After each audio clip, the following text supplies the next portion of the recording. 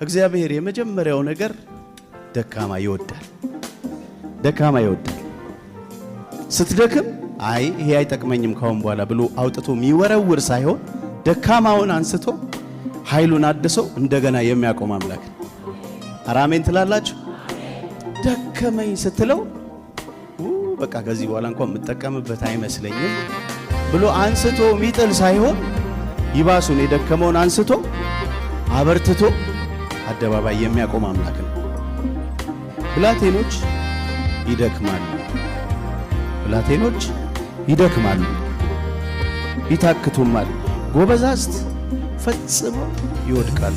በጣም ይገርመኛል። ጎበዛዝት ፈጽመው ይወድቃሉ ይላል። ጎበዛዝት ፈጽመው ይወድቃሉ። ጎበዛዝት ኧረ ተው። አዎ እንዴት አላየም እንዴ? ኤልያስን አላየውም? ኤልያስን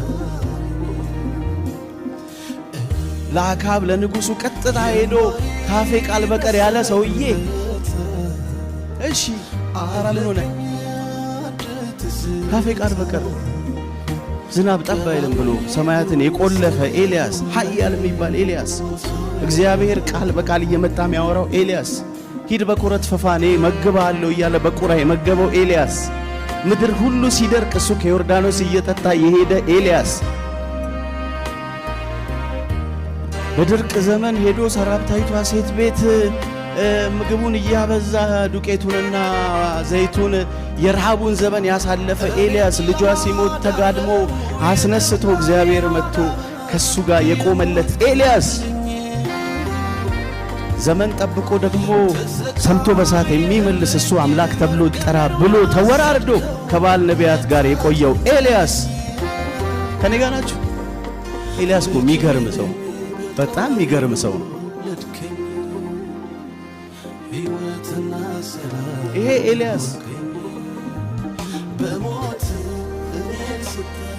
የበዓልን ነቢያት 450ዎቹን አንድ ጊዜ የጨረገደ ኤልያስ፣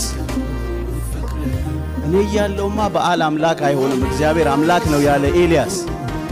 በነገራችን ላይ በዓል ማለት የዝናብ አምላክ ማለት፣ አሕዛቦች የጨረቃ አምላክ አላቸው፣ የፀሐይ አምላክ አላቸው፣ ለሁሉም አምላክ አላቸው። ኤልያስ ይሄ አስቆጥቶት ነው ንጉሱ አካብ እንኳን ከዚህ በኋላ ብሎ ጣዖት አምልኮ ውስጥ የገባበት ጊዜ ስለነበረ ኤልያስ የተቆጣው ለዛ ነው። እኔ እያለሁ አለ ሆናችሁ ያለው ሰው እኔ እያለሁ በቃ ኧረ አይሆንም፣ ኧረ አይሆንም። ይሄ ኤልያስ እንግዲህ ከዚህ በላይ